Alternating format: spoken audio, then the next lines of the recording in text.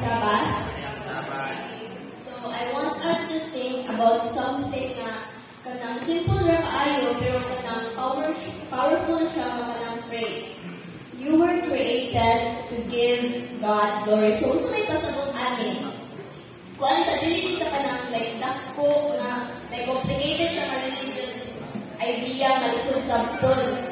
Pero kuan siya kanang like very personal pero para nimo o para nako. It means that your life has a purpose nga mas dako pa kaysa sa imong mga makita karon. So, dako jud kay ang purpose sa ato ang kinabuhi. It means that everything you do, every choice you make can reflect the heart of God. So, ang pagbuhat tayo nato ka ng mga choices or like unsa ang ginabuhat kay reflection siya sa Ginoo. Makita ang Ginoo sa ato. Then, so unsa man ang glory sa Ginoo. It's not just about like ang power nga mga kaisunan. God's glory is the beauty of who He is. Iyang perfect love kay iyang unending kindness, iyang gentle mercy o iyang faithfulness na dili gyud mapulan.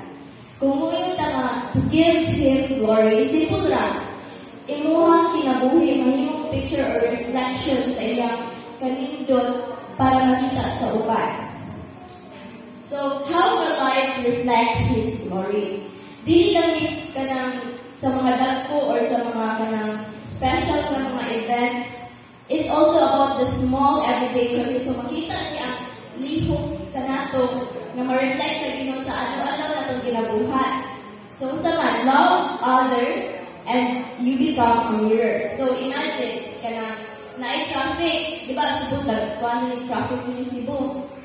Then kanang naay yagahan ka uli gikan sa trabaho niya kanang naay overtake nimo. Syempre kanang ang natural na to mga reaction is masukot ta. Pero ang atong buhaton is mo kanang ginhawat ang tao kung nga okay dili siya worth it. So may yan mo to. Kanang small act of patience kanang pasilya nga itong ginapakita sa ato ang pagdalingon kay thus God kindness shining through you. Next is use your gifts and you become a signpost. Maybe ka na maayon ka mo ka ng maminaw or maayon ka mo sa mga butang. Kung na-friend ka ng kung na-friend ka ng antos o yan, need siya ka ng maminaw sa iya is ka ng you are showing maminaw ka sa iya with love. You are showing you are showing them a glimpse of God's care. So, makaibot siya mahalata dito sa Ginoo mo kay nasa ihatag sa ako ang maminaw yung anak. Like, it's like you are pointing them back to God. Next is choose what's right and you are worshiping.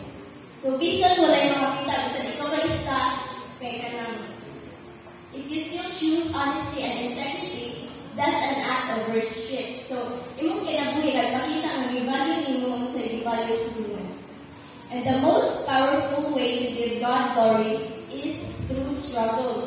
So, when life falls apart, maybe you lose job or maybe you lose someone na to love, maybe everything seems wrong, and yet you still trust God. Your faith in the storm shows the world that God is still faithful, even when everything else is uncertain. So, let's not just live, let's live with purpose. Every day we get a chance to reflect God's kanang love. Bisan sa gamay nga butang, sa imong patience, sa imong kindness, sa kanang isigataw nimo, sa imong honesty, you already glorifying Him. So let's go out there and be a living picture of His goodness. Kaya mo din na ang rason nga nung natadali. To give God glory. So, sa ito rason nga nung natadali? Let's all say, to give Him glory. So, sa rason nga natadali? To give Him glory. Okay, thank you so much, Sir Loisa. Today, ang paminawan ng poem na ihatag sa ating sister, Darlene Chavez. Title, good enough.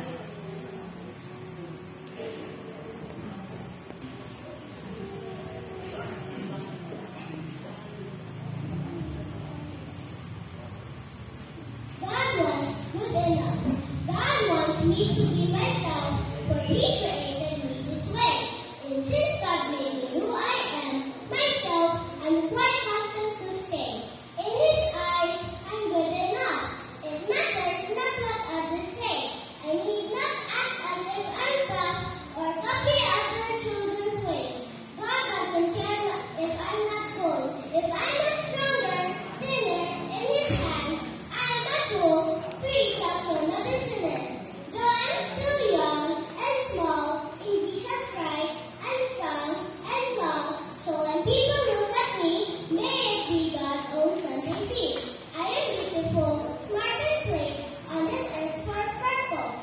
God wants us to know we are fearfully and wonderfully made, and He created us in His image, so we should feel blessed. Thank you so much, Sir Deline. And for information number, last part of Sabbath School before our lesson study, ang information number at 8 hours.